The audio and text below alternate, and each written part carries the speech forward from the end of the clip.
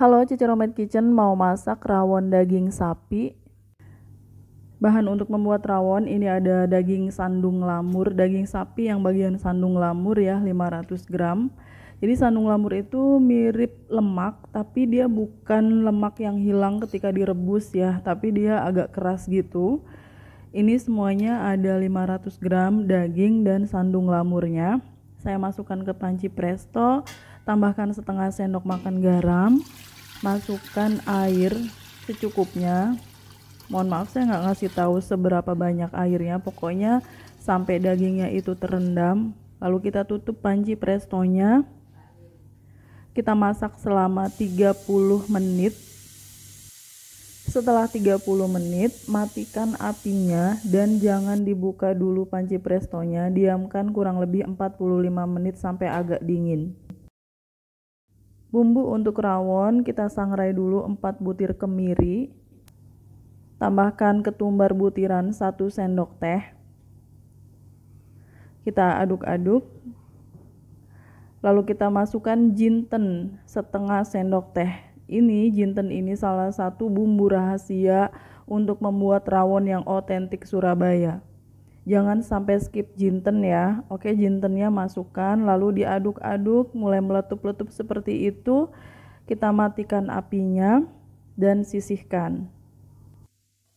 Bumbu utama rawon yaitu kluwek. Kluwek itu bentuknya kayak gini. Mungkin orang-orang yang nggak terbiasa melihat kluwek mungkin agak aneh kali ya ini. Ada juga yang bilang ini namanya buah kepayang, mabuk kepayang itu karena dia memabukkan kalau nggak difermentasi dulu. Ini sudah siap pakai ya. Kalau kluwek yang udah dijual di pasar itu kita getok aja pakai ulekan kayak gitu. Nah ini ada yang berair kayak gini, ada yang kering ya kluwek tuh. Nah ini dagingnya lumayan tebal, kita ambil dagingnya aja, batoknya dibuang dan jangan lupa dicicipin sedikit aja karena kluwek itu kadang ada yang pahit. Oke, kita taruh aja daging kluweknya di wadah tersendiri. Saya getok lagi buah kluweknya ini, kita ambil isinya, dicicipin lagi. Setiap kluweknya itu harus dicicipin sedikit, kalau pahit jangan dipakai. Untuk setengah kilo daging yang tadi saya butuh sekitar 4 buah kluwek yang ukurannya sedang seperti ini, 4 buah ya. Oke, disisihkan dulu. Kemiri, ketumbar, dan jinten yang udah kita sangrai tadi kita taruh di cobet, lalu kita tambahkan 3 cm kencur. Kencurnya udah saya cuci bersih. Kencur juga salah satu bumbu rahasia yang harus kalian gunakan untuk membuat rawon. 3 cm kunyit, lengkuasnya juga sekitar 3 cm atau sedikit-sedikit gitu ya. Jahenya 2 cm, bawang merah 10 siung, bawang putihnya 4 siung. Dulu saya sering gagal membuat bumbu rawon, rasanya nggak mirip rawon Surabaya, tapi begitu pakai bumbu yang seperti ini, itu rasanya otentik Surabaya banget. Kita haluskan dulu semua bumbunya, kalian boleh memblendernya kalau mau. Kalau bumbunya udah setengah halus kayak gini, masukkan kluwek yang udah kita ambil dagingnya aja itu. Oke, kita ulek sampai halus.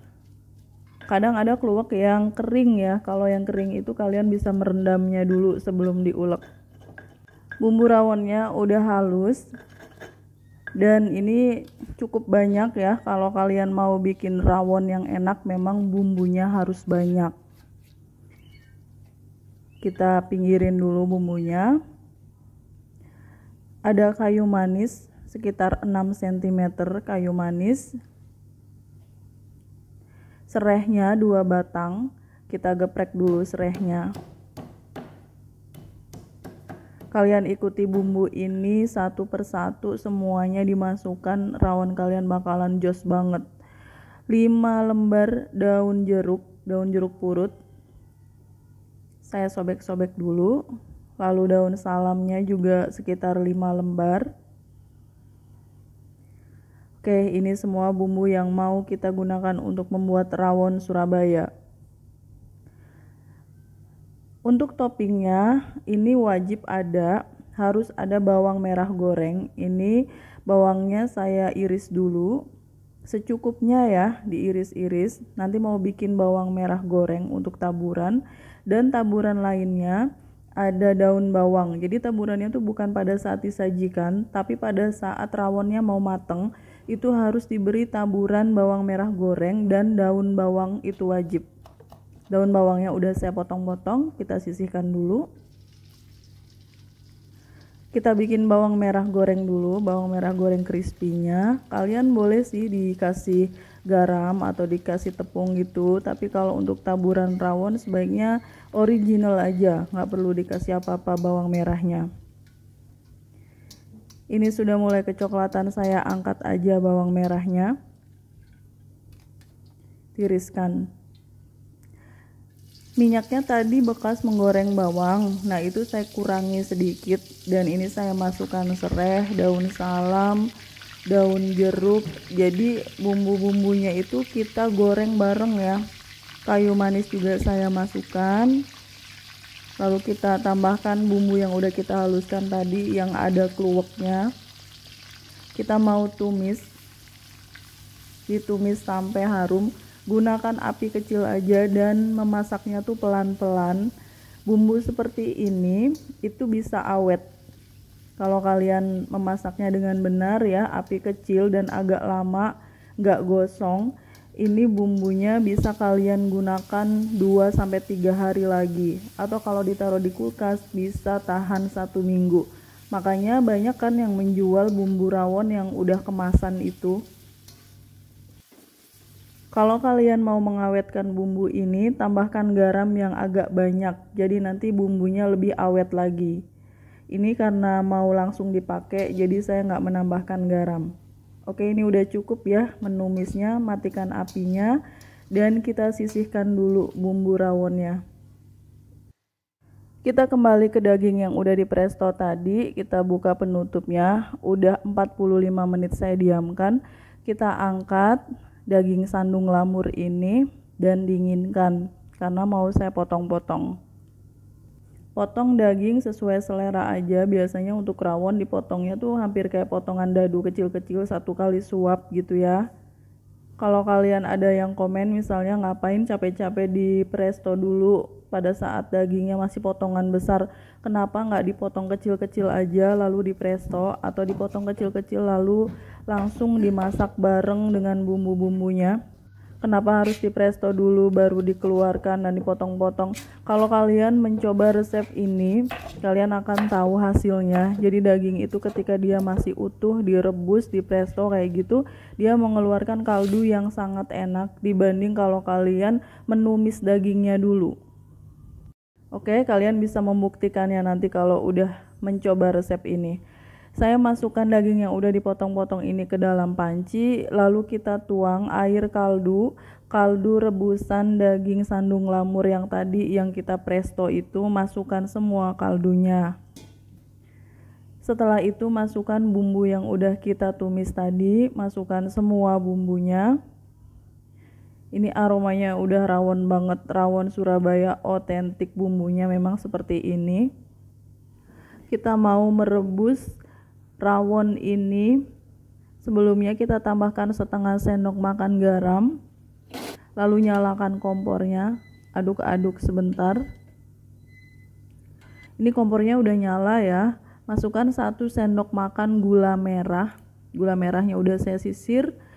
Tambahkan kecap manis 2 sendok makan penuh.